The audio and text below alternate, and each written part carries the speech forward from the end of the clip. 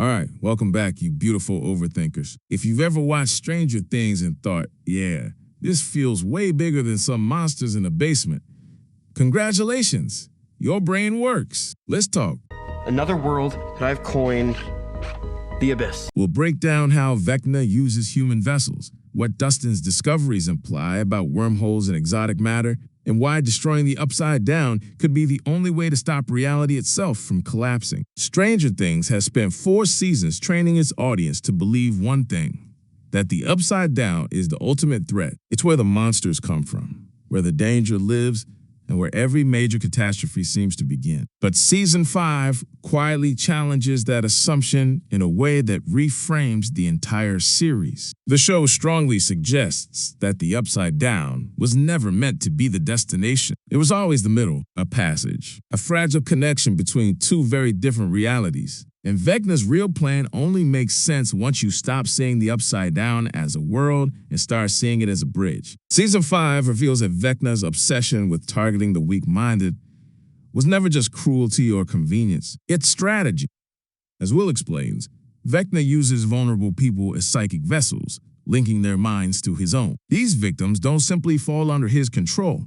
They become extensions of him. Their fear, trauma, and emotional instability amplify Vecna's abilities. Don't worry, Ollie. It will all be over soon. Allowing him to reach farther, see more clearly, and exert influence across dimensional boundaries. This reframes Vecna's entire pattern of attacks throughout the series. He doesn't just kill, he connects. And the more people he connects to himself, the stronger and more aware he becomes. Volume 2 takes this concept further by revealing that Vecna is holding multiple children captive, including Holly, in a location that is not the Upside Down. Dustin refers to this place as the Abyss, a name the group uses to describe a separate, hostile realm that appears far more alien and ancient than anything we've seen before. Importantly, the show does not present this as an official scientific designation. It's a working name. But what matters is what it represents.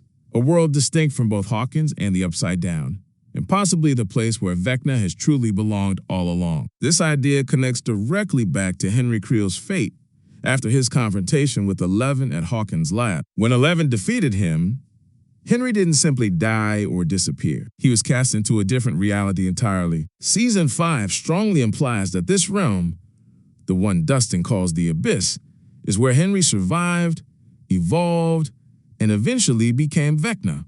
And unlike the Upside Down, this world is not a mirror of Hawkins. It doesn't reflect human reality. It rejects it. Dustin's most important discovery in Season 5 helps everything click into place. Based on his observations, the Upside Down appears to function like a wormhole, an interdimensional bridge connecting Hawkins, which we can think of as World 1, to the Abyss, World 2. According to Dustin, this bridge is held together by exotic matter, a highly unstable substance capable of bending space itself. This doesn't mean the Upside Down is a fully independent universe. It means it's a corridor, a space that exists only because 2 worlds are being forced into proximity. This explains why the Upside Down has always felt incomplete. It's frozen in time. It mirrors Hawkins as it existed when the connection was first formed. It doesn't evolve, it decays. That's because it was never meant to support life. It's not a home, it's a structural weakness in reality. Seen through this lens, the monsters of Stranger Things take on a new meaning. The Demogorgons, the Mind Flayer, and other creatures associated with the Upside Down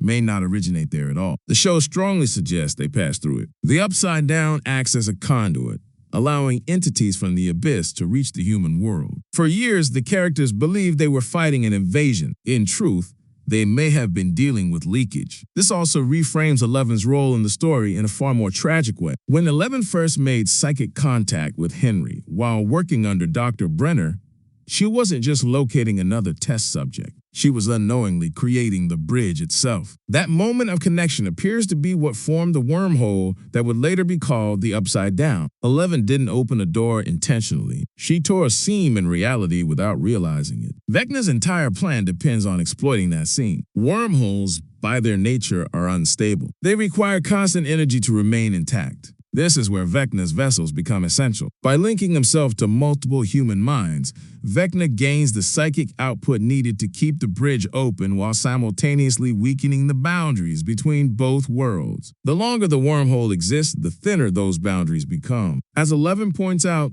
when two realities weaken enough, they don't simply overlap, they collide. And that collision is Vecna's true endgame. He doesn't want to destroy the world outright, he wants to remake it. Vecna believes the natural order is flawed, chaotic, and cruel, especially to people like him. In his mind, merging the worlds would strip away illusion and force existence into a single, brutal truth where hierarchy replaces freedom and suffering has purpose. For years, the characters believed the Upside Down itself was the enemy. Season 5 suggests that belief may have allowed Vecna's plan to progress unnoticed. While the group focused on closing gates and fighting creatures, Vecna focused on destabilizing reality itself. He didn't need a massive invasion or an open war. He needed time. Nancy's encounter with the exotic matter inside the wormhole reveals just how dangerous this instability has become. When she fires at it, the resulting shockwave tears through the structure of the bridge. A breach forms in its wall, and anything pulled through it appears to be lost beyond recovery. The show is careful not to define this as absolute destruction, but the implication is clear.